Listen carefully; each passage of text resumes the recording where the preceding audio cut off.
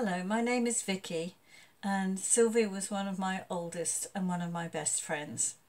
I'm so sorry I can't be with you to say goodbye to Sylvie, and so I thought I'd record a few of my memories with her. We first met at BEA in 1970 when we were both working in check-in. We got on straight away because Sylvie was such fun to be with and she became my flatmate. Always such an optimist as well. To my admiration, she was fearless with nasty passengers. Never rude, but neither did she flinch when they tried to bully her over some excess baggage or upgrade.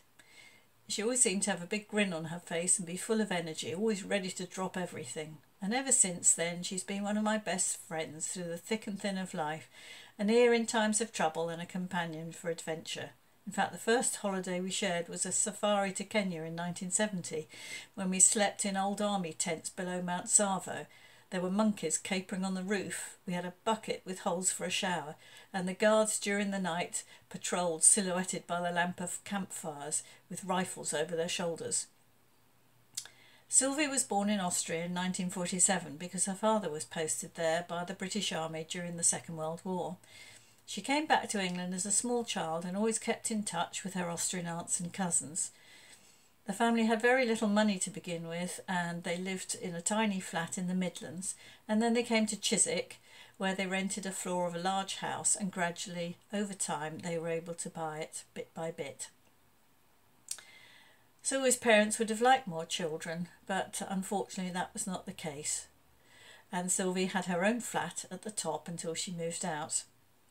According to Sylvie, she was a bit of a rebel in her teens and wasn't exactly studious, but she was definitely no fool, and she had a brain that picked things up quickly, which was matched by her curiosity about new things.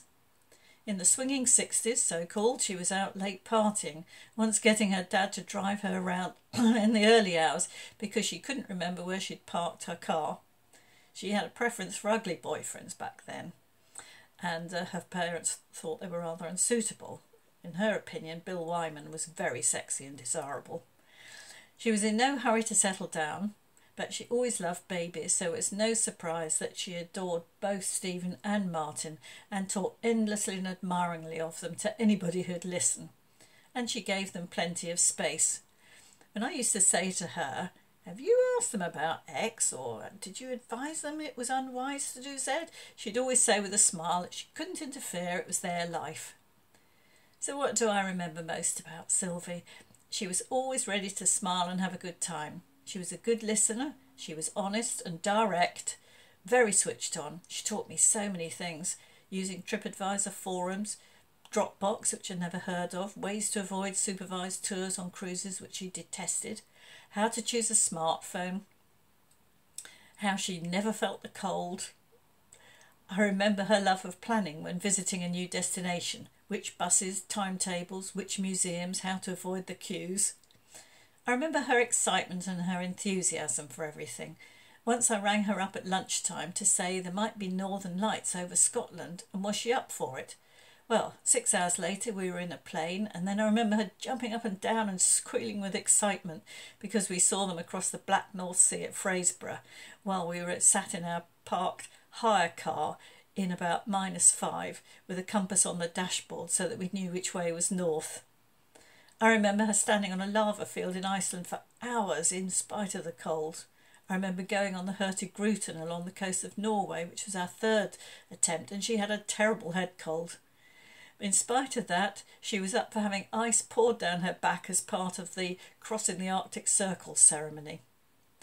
Our fourth and last attempt to try and see a brilliant display of northern lights, Sylvie took her camera to northern Norway, and onto the camera, being Sylvie, she had downloaded all her instructions onto her tablet.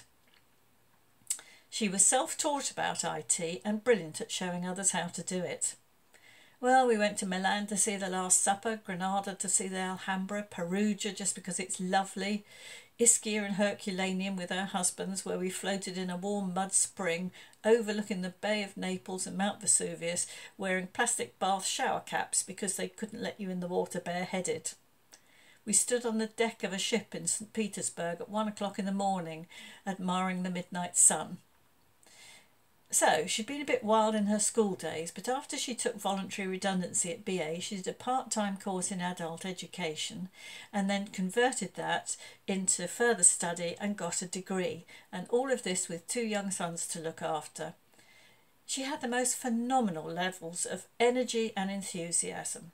She was full of stories about her teaching, in which she had some challenging pupils. There was one story where she had to teach a class something like bookkeeping, even though she knew nothing about bookkeeping. But she kept one lesson ahead with a teach yourself book. Another time she found that she'd been given a class of excluded problem children, and one of them got out a box cutter and laid it with a challenging glare on the desk in front of her. Sylvie was unfazed. She told him to put it away, as we're doing bookkeeping today and not box cutting. What else do I remember? Posting each other photos of cats, the way she had a little tremble as she grew older in her hands when she held a glass, which she loved, how she loved her boots and was always buying new pairs, how we used to go around foreign cities, and what a soulmate she was, because she loved to find out things, research topics and peer around the next corner. She was very kind and very well mannered. When we were away together and her mum was very old and suffering dementia, wherever we were, Sylvie would ring for a few minutes each night. "Hello, Mutty? Yes, it's me, Sylvie. How are you? Yes, I'm with Vicky in Perugia. Did you have supper?" Sylvie's mum could not have wanted for a better daughter.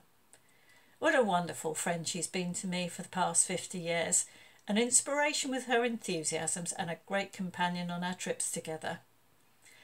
For such a fit and healthy person, her illness was a bolt from the blue and very hard for her and her family to cope with. She told me how extremely kind and supportive Mike was when he looked after her, and what support he and Martin and Stephen had given her in her final months. How very, very fortunate we've all been to share such wonderful memories with Sylvie. Never to be forgotten.